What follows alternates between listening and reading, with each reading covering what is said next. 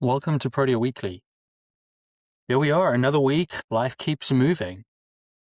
And I must say, I'm having a lot of interesting conversations in the month of July, specifically around AI and the way it affects the world we live in. You think people want to talk about like how I can use it, where I can use it, how it's going to change my job. But I feel like I'm running into way more conversations about what is the bigger effect on humankind? How does this affect who we are in the world we live in? I know there could be a whole big conversation I could go into around the effect on climate, the space take up, the water usage, all those things, which I'm just honestly not educated enough at this point in my life to really give feedback on. So I'm going to steer away from that. And I'm going to dig a little bit deeper into the human portion of it. How do we stay human in a world that is encouraging us, if not even forcing us, to use computers more and more and more? And this question came up on a call with one of my team members. And, his name is Jason, and they've recently announced that they're going to have a kid. And he's just like, how does this affect me? What is my world my kid's going to grow up in? What is it going to look like? There's some very, very big conversations. And honestly, something I can't really answer because I struggle to remember worlds without these things. I generally can remember my childhood being free, being out there. I know if cameras were everywhere, I would probably be in a very different predicament than I am right now because I did stuff that, better kept private, right? I got up to trouble as teenage boys would get up to. And it's best if that is just kept in the past and shared among friends over a few adult beverages. What I could tell him, though, is that I can see the way my 8 and 10-year-old grow up. It is a very, very different world. The way they socialize with their friends is very different to the way that I think socializing should be. Honestly, a lot of the way they socialize, even though there is the in-person, they get out, they play sport, they do all the fun things, right? They get in front of people. But there is a portion of it that looks very COVID-esque, where it happens on screens and talking to each other. I give an example where I've had a bunch of boys in a house, but some of them have, watches, Apple Watches, and they call up some friends. And then all of a sudden they're playing games against those friends that they're calling. And that's interesting, right? Like I had those friends in high school that they would carry their computers to the house. They'd all sit in a room together and they would game together and they would talk nonsense to each other, give each other a hard time. And now my kids sort of do that, but interacting with each other. Just an example of like his friend calling him up, hey, can you play Fortnite tonight? He had a check with us. And we said no because we didn't want him to play. It was pretty late, not that late, 8 o'clock at night. Sure, it's too hard. But we wanted him to relax, cool down. He was at camp all day and he had 3 hours of gymnastics, just not the right point. But this is just a long way to just say that the way I live my life, probably the way Jason lives his life, who's a bit younger than me, and the way my kids are growing up is a very, very different world. And our interaction and usage of technology is going to be very, very different. And going forward, that is going to adapt even further. And there's going to be different pockets, right? Like I know the accountants out there that are the 1% of the 1%, and they're getting these, agents and robots and LLMs and all sorts of things to do incredible things for them. Then there's going to be others of us that use agents integrated into our lives and as a part of our service offering. There'll be the others that will just use the basics. A lot of their service will look exactly the same, but a little bit quicker. And then they'll definitely be part of that population that will just ignore it altogether. Because why? What I'm doing works. It is going to look different the way we go forward. And honestly, the only real part that I could give to him was the best way to stay human is to continue to have conversations. Communication is going to be the most critical part of who we are going forward. And the more time we can speak to people, have conversations with people, that could be work, friends, family, that's how we stay human. That is my bigger picture. This is the way I think we do it. But that's my gut kick. That was my first response, right? So obviously, because we're talking AI and I want to figure out how do I stay human, I went to an LLM and said to them, how do I stay human in this world of AI? And I'll read the opening stuff portion. You remain human by refusing to outsource parts of your life that form your character. You refuse to outsource parts of your life that form your character. That's going to mean a lot of different things for all of us. But part of it is like, hey, I can't outsource being a parent to AI. Now, don't get me wrong. A lot of the times when my kids ask about something and I know if I tell them my thoughts, my opinions, they're probably not going to believe me and they're going to question me anyway. So I go to them and say, hey, go ask Alexa, see what Alexa says. Come back with the answer and let's talk about it. It's a little bit of me outsourcing some of my parenting to AI, but rather than outsourcing my full personality, it's like, hey, here's a tool. Feels like back in the day when my parents would be like, hey, go grab that encyclopedia in your room, have a look up, read about it, come back, and we'll talk about it. Similar but different, right? Now they've just got a tool that they can move a lot quicker. They can get answers a lot faster. And now I've got to convince them if I don't agree with their answer, like, hey, maybe we'll ask the question different. It can get complicated, right? But I am using this as a tool, but I'm not saying, hey, if you have a parenting question, go ask Alexa. Very different. It goes on to say, if you're not going to outsource things that are your characters, rather use AI for speed, research, drafting, and repetitive work. Do not let it replace judgment, responsibility, curiosity, courage, and care. Pretty deep from a robot, I must say. Maybe this is why, I get away with life. I'm a bit of a robot, but I can be deep at times. But it's key there. Don't replace the judgment. Don't replace the responsibility. Don't let it take away your curiosity. Never let it take away your courage, and always care. It then goes down and breaks down some very important disciplines that we should think about that will allow us to make sure we're human. And it goes through all of them, and I'll touch on them, but it follows up with this line, which I think is fantastic. The real danger is not that AI becomes human. It is that people become passive, distracted, interchangeable, and emotionally absent. Those are some scary, scary words. But what it does tell you is that if you remain making your own calls, taking responsibility, remain curious, have courage, and take care of people around you, you can remain human, and you are not under threat of becoming passive, distracted, interchangeable, and emotionally absent. You don't want to be that as a parent, a spouse, a friend, a colleague, and 100% you cannot be that as a leader. If you want to be a leader, if you want to take responsibility for a group of people in your life, you cannot allow this tool to suck out your energy and become a monotone. You have to continue to do what makes you you. You have to build the skills to be able to encourage people, inspire people, and push change. And that comes from curiosity. That comes from being courageous. That comes from reading or listening to books. It comes by doing really deep research, reading through things and making conclusions based on the data yourself. But here are some of the disciplines that it thinks, and I'm going to agree with them. And I feel like I'm outsourcing a little bit of my thinking right here, but I do want to show you that these tools are thinking about the same things that you are. Because these are questions that clearly a lot of people are asking right now. And I'm imagining these are getting asked at a very high level, even by the people that are earning a ton of money from the AI.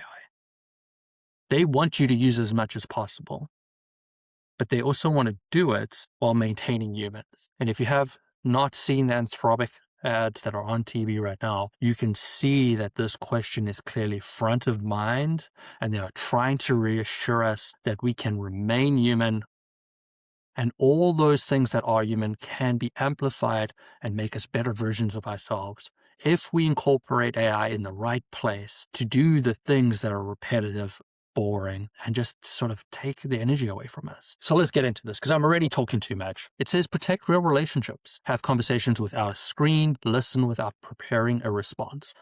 In the world of AI, where answers are on and finger all the time, these 2 ears become so much more important. There's a saying goes, listen twice as much as you say. In this world, you really need to listen, because anybody can type in a question and get an answer.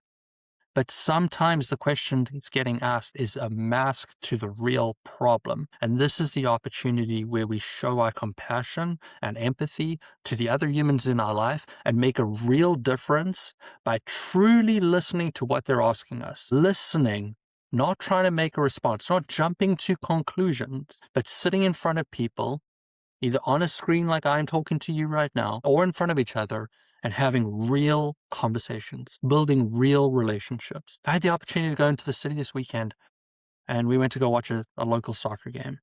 And me and my friend that we went with, we sat with a cup of coffee outside the coffee shop, just chatting, just talking about experiences. He shared some of his time of living in San Francisco. It was fantastic. No screens, no worries, just building relationship one-on-one, sharing his ideas, my thoughts, my feedback, how we feel about things. Build those relationships, protect those relationships, be it with friends, spouses, children, colleagues. Have more conversations, real conversations. Listen to what each other have to say and go from there. Next goes on to say, do difficult things yourself. Write, think, decide, create, coach, lead, and solve problems without always reaching for assistance. Sometimes you got to make decisions without the tool. Maybe use the tool for preparation, to get some ideas, but at the end of the day, don't let the tool make the decision for you. Take the facts from the tool, from the team member, from the people around you, work together and come to a conclusion that will best suit the scenario. Use your gut, use your experience, use your intuition. Don't just give these things away to other people. I cannot think of a worst case scenario than having to give away my coaching job for soccer to a computer. I love the ability to be there and interact with the kids and talk to them and share ideas and share thoughts and shout a little bit, make them run. Then I get to mold them, bend them, take in what I'm seeing with my eyes and make adjustments along the way. I get to trust my experience, my intuition, and make changes on the fly. Could I just record it with a camera, put it into AI, tell me what to do? Probably. That sucks. That's boring. It doesn't help me grow. It doesn't help them grow. And it doesn't really get us anywhere. So do those hard things. Keep doing them. One of the things about staying human is not just about the decision making and who we are and when we use the tool, but it's the things we choose to do with the time that AI could perpetually make some time with us. And one of the things that says we maintain human is by staying physically grounded. Have some hobbies outside of learning how to code in Claude. Exercise, cook, travel, build, volunteer, play sports, help out in your community. Do something you love. I love to go hiking, putting my earphones in, listening to an audiobook. Makes me super happy. Makes me just as happy when I take that audiobook out and go hiking with my family. But some of my best moments just being out in nature, listening to a book, walking, sweating a little bit. Generally like to walk up some steep hills. I find things to do. I've incorporated exercise into my life. I love to cook. I cook dinner almost every night. It makes me happy. I volunteer. We've just finished one at the Redwood Food Bank. I volunteer my time to running the soccer club. I coach sports. And sometimes I just sit outside having a beer, looking at my view, and just thinking about things I want to do, things I want to change. Sometimes even just thinking of the way I should have better handled a situation. If AI is freeing up time, use that to do things you love. Because at the end of the day, humans are all about things we love. The next one is very interesting, and it talks about choosing values above efficiency. And this is where it's tricky, right? And this is where it gets very in the gray area, because the fastest answer is not necessarily the right answer. And you need to understand when you're making these decisions that the tool can only help you make the decision as far as it has the context. And when you're making decisions, there's a lot of black and white facts that you can build it on. But you always have to ask yourself, is it fair? Is it honest? Is it useful? Is it humane? Does it align with my values, my company's values?